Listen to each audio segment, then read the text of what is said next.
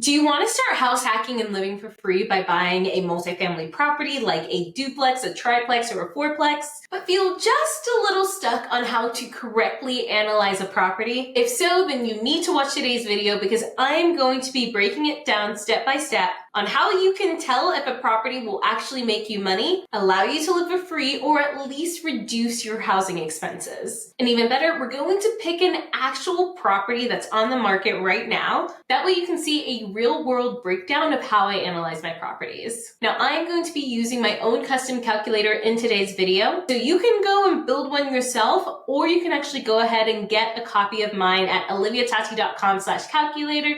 It's completely free. Go ahead and get one for yourself, especially if you want to save time and use something that already works. One of the biggest questions that I get is, Olivia, how do I know if this property is actually going to be a good deal or a bad deal? And so after many years, I have finally decided to record a full YouTube video about it because so many of y'all have asked, how do you actually run the numbers on your property?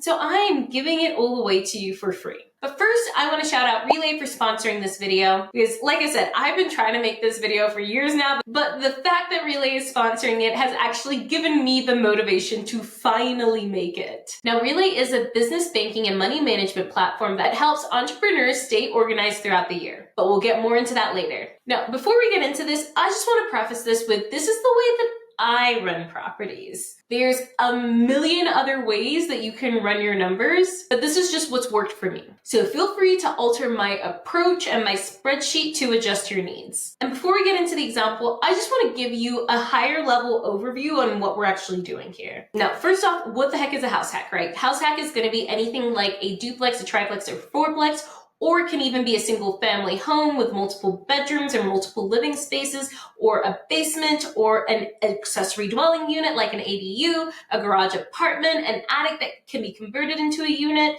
That is house hacking. It's essentially living in your property as a primary residence and then renting other parts of it out for additional income. So whenever I'm running my numbers on a house hack, I like to analyze it using multiple different strategies. Meaning I like to analyze it as a short-term rental, a mid-term rental, a long-term rental, if I have to do any renovations, if I have to sell it. I also like to look at it as a full investment property because I'm probably not going to live there forever. So I want to see what the numbers look like as a full investment. Now, the reason that I do this is because usually whenever people are house hacking, they're generally living in a city. And with cities, regulations can change very quickly and very drastically. So while short-term rentals might be allowed right now for whatever situation, in a year, in 2 years, in 3 years, that may not still be the case. That's exactly what happened in New Orleans. There, you used to be able to short-term rent out. There weren't really any regulations, and they put really strong regulations in. And so because I left that city, I'm not able to short-term rent out anymore. Now, there are some loopholes around that, but honestly, I just didn't want to deal with it personally, and I'd run my numbers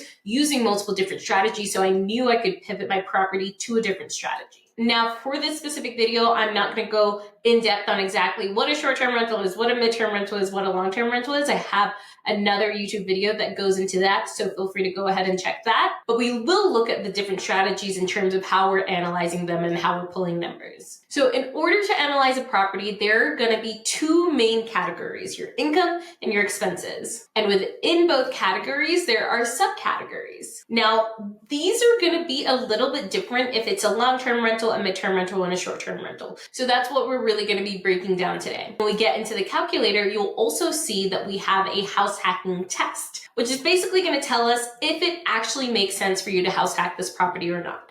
Now, the thing about real estate, it is both an art and a science.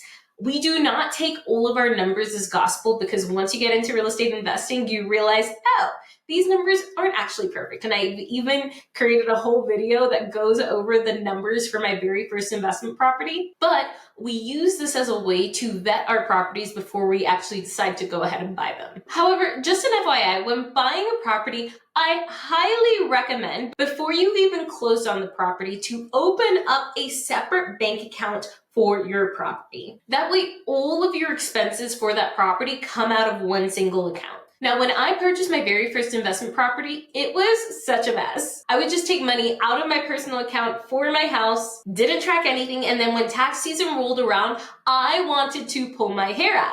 And it was honestly just an absolute nightmare trying to figure out what was a real estate expense versus what was a personal expense. And that is why I love Relay. Relay lets you open up a business banking account specifically for your property. And you don't even need to have an LLC yet in order to sign up. That way you can keep all of your expenses for that one property in the same place. With Relay, I can also separate everything out, like my taxes, my operating expenses, my savings, all in their own accounts so that everything is automated and all under one entity. So like all the expenses and income that we're going to be talking about today in the spreadsheet when we're running our numbers, all of that in real life would actually just go through the business banking account and make your life so much easier. And then the cool thing about Relay is you can actually open up a separate account for every single property that you buy. So it will actually scale with you as you grow your real estate portfolio and as you grow your business, while still being under the same login, which is huge. There's no overdraft fees and no minimum balances. Honestly, I do not know where I'd be without Relay.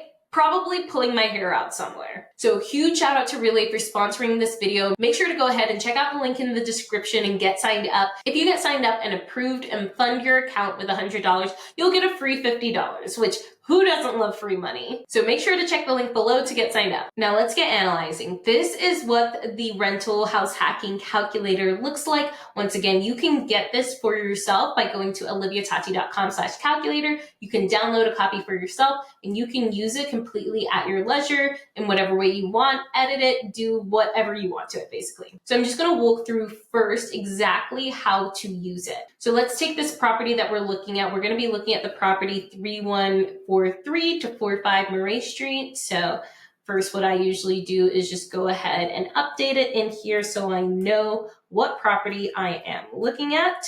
And then you can also change it here to 314345 Murray Street. At the time of recording this, this property is currently on the market for sale. Now, New Orleans, Louisiana, what is the zip code is 70117. And then you can put the MLS number here if you want. It's not super important. Just an FYI, if you want to find the MLS number, you can actually find it on your Zillow listing, but it just makes it easier to look for it because you can just plug the MLS number in and it should pop up. Okay, so now you're going to update it with the purchase price. Now, before we actually get into this, this calculator was made so that all of the gray boxes, those you shouldn't need to change.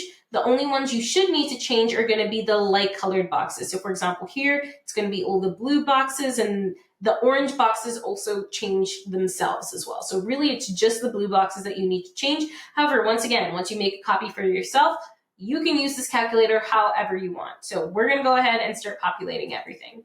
So the price right now is listed at $375,000. Usually I like to start with what the list price is, but remember your list price is always negotiable. So if I'm thinking of giving a lower offer or a higher offer, I'll go ahead and put that number in as well. Now you also have your down payment. We're going to pretend that we're using an FHA loan, which is 3.5% down, which is a very common loan to use whenever you are house hacking.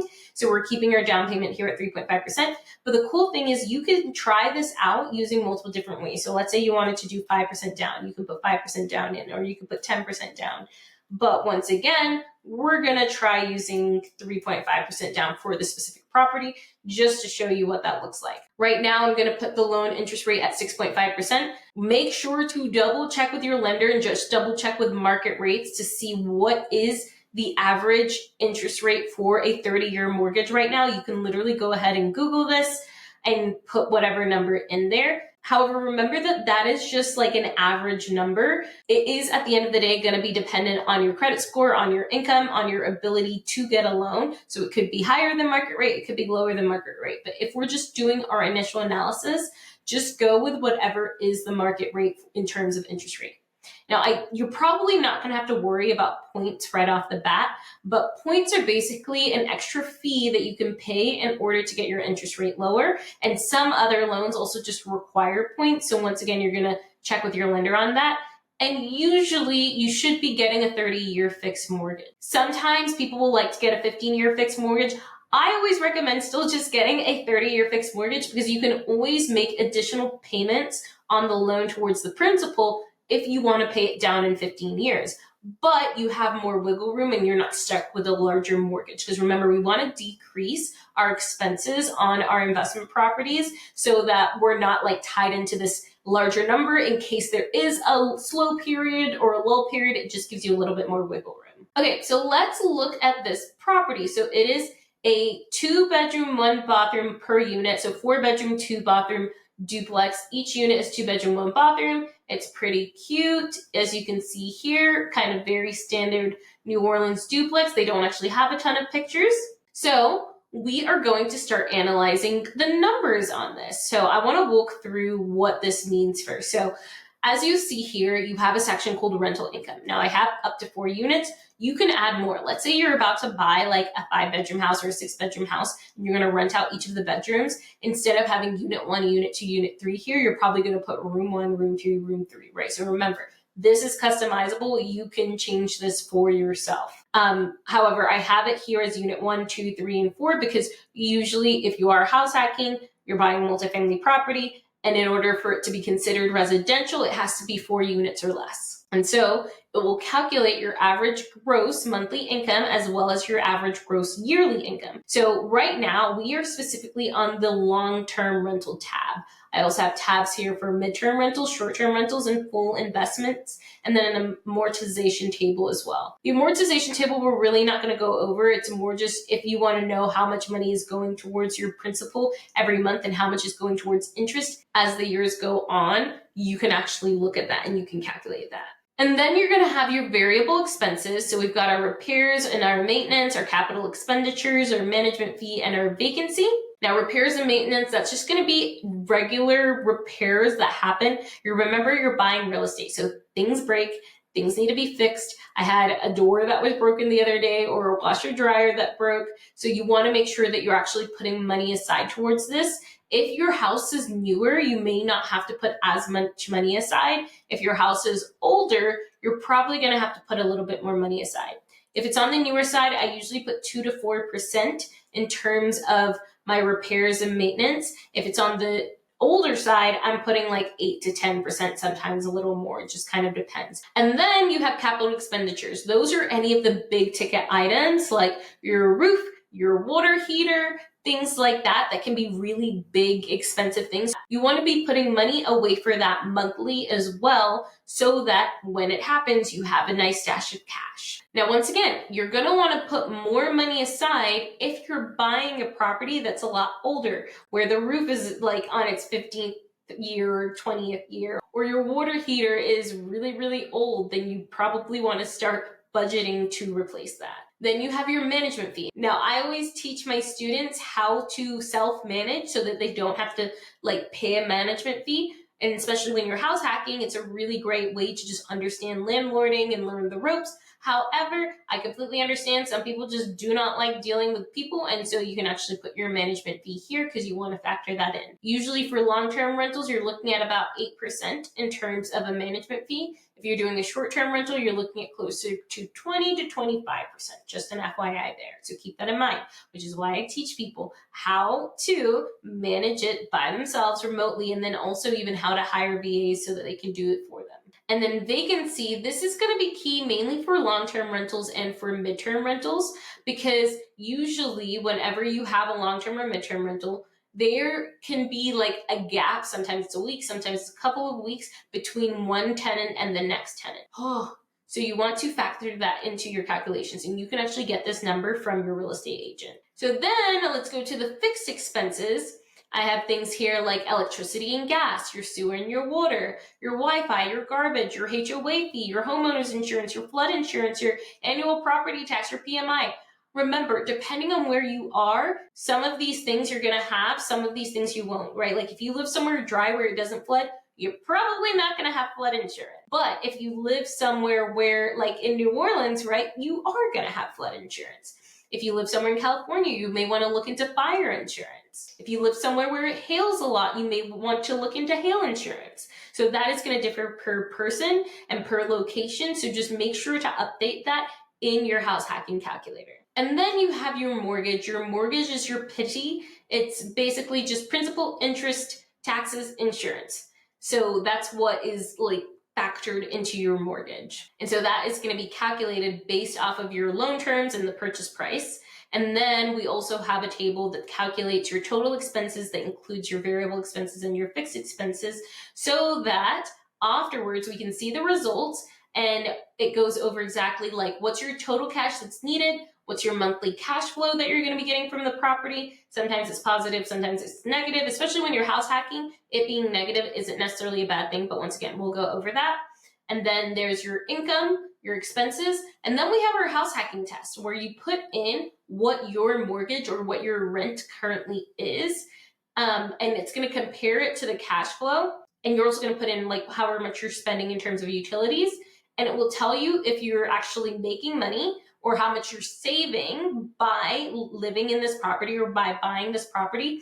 And it's going to say if you're living for free or if you're better off than your previous situation, which was renting or having a mortgage, which was renting or like living in just like a single family home that's not actually an investment property. Remember, the reason for this test is like whenever you're house hacking, you don't always just have to be living for free. Remember, because there are so many different benefits to real estate investing. We want to get as close to either living for free or at least living for less. And that's why you have this question after, which is like, are you better off than your previous situation? Okay, now let's get into it and start actually plugging numbers. So once again, we have 2 units here with this duplex. Now there is actually a bunch of different ways that you can do it. You can either live in one unit and rent the other one out, either as a long-term rental, short-term rental, or a mid-term rental. Or you can live in one unit, get a roommate for the other bedroom, and then rent out the other unit.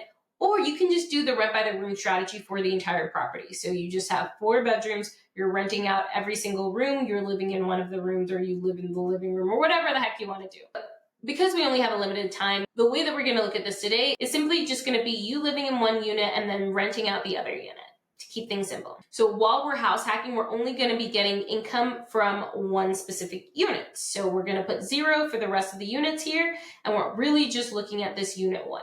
Now the question's always, how the heck do we figure out what the actual rent is? So there's various different ways.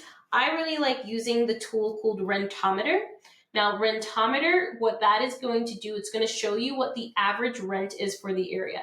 I don't even know if I have a Rentometer account right now because I'm not currently buying a property. So we're just going to get signed up. Okay, so now you can actually put in the address of the property that you're buying. We're just going to put here 3143 Murray Street in New Orleans. It's a 2-bedroom because we want to really just get the rental income for that one unit. So 2-bedroom, 1 bathroom, building type, that's fine. We can now check our rents. Okay, so it's showing here, average rent is about $1,452 as a long-term rental. The median's about $1,365, and the 25th percentile is 1,197 and 1,706. Now, these are great numbers. Usually I go off of the average unless the specific property is like miles better than other properties in the area. This property seems relatively average, so we're going to use this 1452 number. You can also cross-reference it though on Zillow in particular. So if you go to Zillow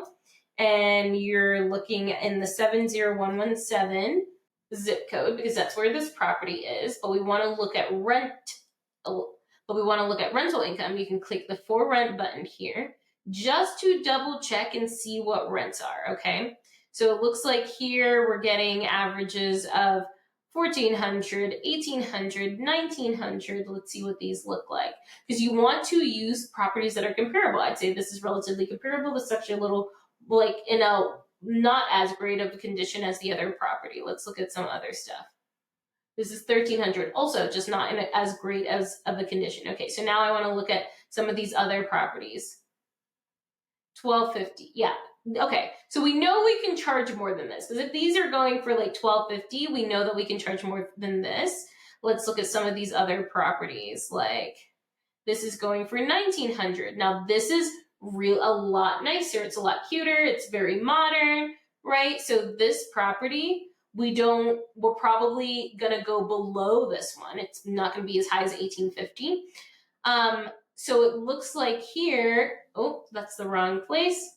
This $14.52 seems pretty average. We could probably charge a little more, but once again, we're running our numbers relatively conservatively because things happen in real estate, so you always want to be a little bit conservative on your numbers. So we're going to plug in here as a long-term rental, we're getting $14.52 a month, okay, for this 2-bedroom, 1-bathroom place. Once again, it may be higher than that. I've charged higher than that, but my properties have been a lot nicer, and it really just depends on the area and the demand at that time. Remember, this is specifically as a long-term rental, meaning no furnishing. Now, the place isn't like super new, but it's also not super old, so we can put 5% here for our repairs and maintenance and 5% for capital expenditure. That sounds pretty accurate. Because it's a long-term rental, the landlord, because it's a long-term rental, and usually with duplexes in New Orleans, you can actually separate out electricity and gas. So electrical will be on the tenant to pay. Usually for sewer and water, though, you're going to have to pay for it unless it is metered differently for this area. And these are numbers you can actually get from your realtor. And once again, we're just doing an average. Also base it off of how much you pay right now for electricity, for water, things like that. And you can Google to see what the averages are in the area. So sewer and water, I know for this area is about $100. Wi-Fi is about $80. Garbage, there is no monthly fee for garbage because it actually goes into the sewer and water. There's no HOA. Homeowners insurance is usually about 0.4, sometimes it's a little higher. Make sure, once again, you can, and now we have things like ChatGPT, right? Like you can see what the averages are for that area. And then this is about accurate for flood insurance as well. And then annual property taxes for the area. This number, you can actually also get this from realtor.com. So if you take 31435 Murray Street, you plug it into realtor.com, it will give you an estimate of taxes and insurance. Now these, once again, these are not gospel. In order to actually get the accurate numbers, you do have to go and get that specifically from a home insurance agent. But Realtor.com has this nifty feature where it does show you here, okay, how much are you going to be paying in monthly property tax? How much are you going to be paying in monthly insurance? So you want to plug those in. So let's go ahead and just plug the numbers that are here, 164 and 266. 164. Okay, pretty smart. This is where, like, the numbers are pretty good. Like, we have 281 here and 125. So I'm actually going to leave these, right, because it's relatively close. But yeah, pretty spot on. And then PMI. So if you're putting less than 20% down on a property, you're going to have to pay PMI. Once again, you can double check with your lender. You can just ask, like, what's the average PMI right now in terms of percentage rate, so that you can plug it in. So it calculates everything for you, calculates your PITI, calculates all of your variable expenses, your fixed expenses, your mortgage. And so it will now show you the total cash needed to close, about $25,000. And then it also shows you your monthly cash flow. So here it's saying, as a long-term rental, your monthly cash flow is actually if you're renting out one side and you're living on the other side, you're going to be on the hook for about $2,000. Because you've got this income of $14.52 coming in, expenses are about $3,500. And this is the fun house hacking test, right? So if you're paying $2,400 a month in rent, it actually might make sense, right? Because you end up paying $300 less a month in order to live there. However, if you're living somewhere and you're paying only $1,800 in rent, you're actually going to be coming out of pocket an extra $592 to live in this property, which may not make as much sense. But once again, this is just running it as a long-term rental. Now, at these higher interest rates and higher price points, long-term rentals just struggle to make sense, honestly. And that's why I love to go the short-term rental route or the mid-term rental route. So let's look at short-term rentals right now. We're going to go ahead and just copy and paste this to that section. Okay, so now we're gonna look at it as a short-term rental. So once again, these property details are gonna stay exactly the same.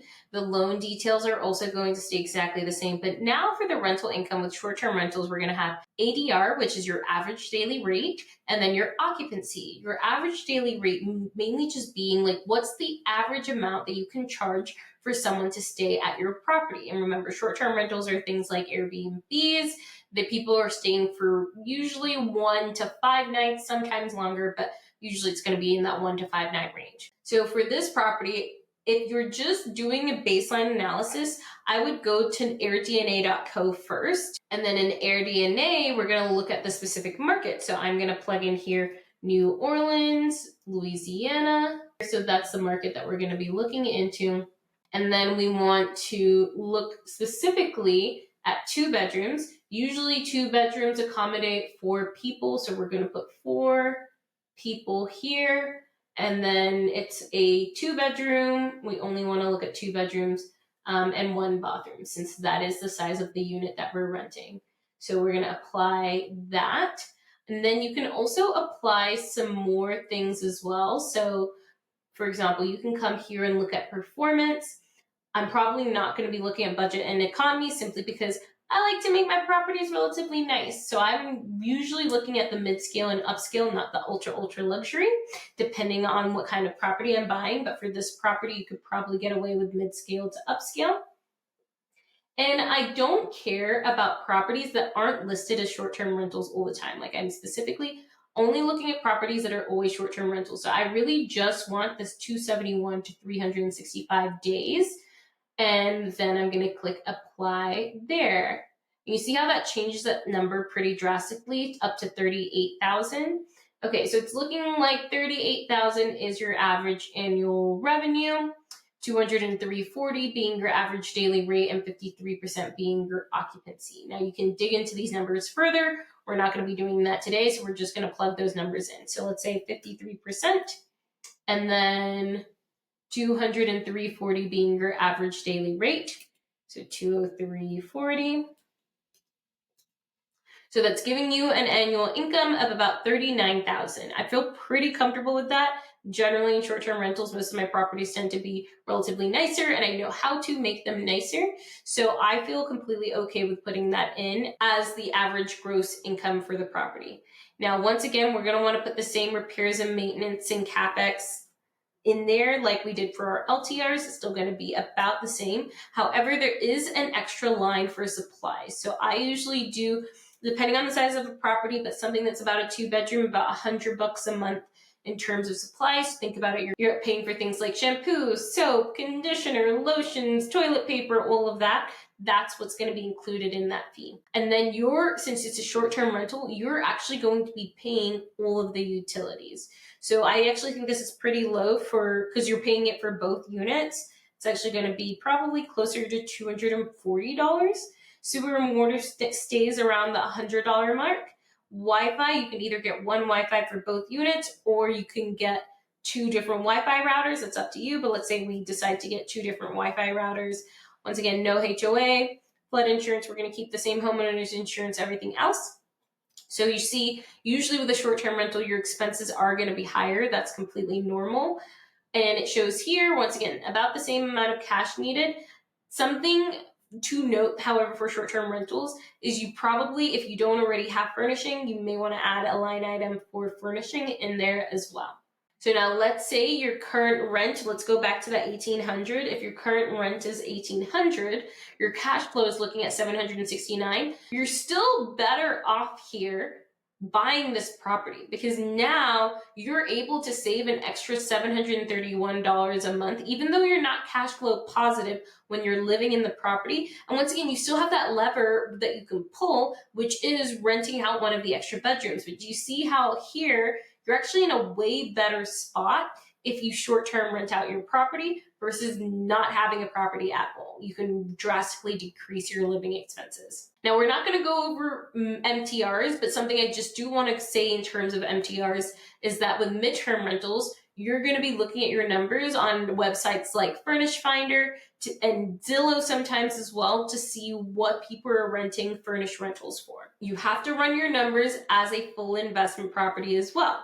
So what we would once again just go ahead and do the same thing, copy and paste that here into the full rental section. And let's go ahead and make sure that the loan terms are the same. So this will be 6.5%. We're still going to be paying about 5% here. And let's say for this property, we were doing a long-term rental in both units, right? So we wanted to keep it easy, just do a long-term rental in both units. As we saw before, we could rent out each unit as a long-term rental for, I believe it was $14.52. I know here we have the rent by the room strategy, but we're going to say it's $14.52 per unit. So 5% there, 5% there. If it's a long-term rental, we're not paying electricity. We may have to pay water and gas just because if it's metered on the same meter, it's going to be hard to separate that between each of the units. We're probably not paying for Wi-Fi. However, we are paying for things like homeowners insurance, flood insurance, all of that. So when you plug all of these numbers in, as a long-term rental, this doesn't make sense, right? Because this is losing money every single month. However, if we switch our strategy, and once again, let's say we're going to do the rent by the room strategy, we're going to rent each unit out for, or not each unit, but each bedroom out for $800. The number gets a little better, but honestly still doesn't really make sense as a long-term rental, okay?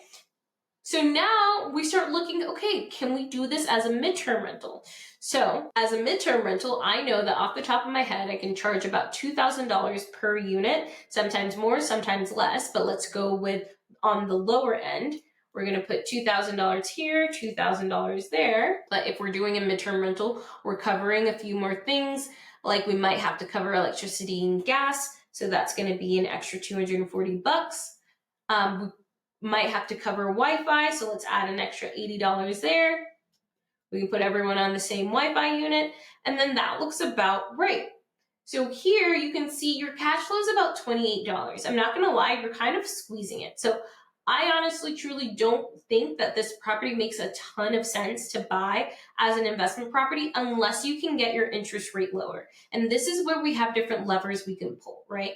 So if we negotiate, I've got a lot of coaching students that were able to negotiate low interest rates at 4.5%. So does this work? At 4.5%, you can see that you're cash flowing $481 a month versus $28 a month, right? But let's say, okay, we can't lower our interest rate because the sellers aren't willing to buy points down, or you're not willing to buy it down. Then can we adjust the purchase price? Does it make sense to actually offer $350,000 on the property? What does that look like? Okay, now we're up to $225,000. So this is where it's so important to understand with the rental properties, like, just don't take things at face value. You have so many different levers that you can pull here, and that's what the spreadsheet, the property calculator is really for, is it shows you what all the different options are. Okay, there you have it. That is just a quick breakdown of how I analyze my properties as house hacks. Now, I go way more in depth than this in the Wanderlust Wealth Academy, but this way I was able to at least give you a breakdown that hopefully wasn't too long of how I look at my numbers.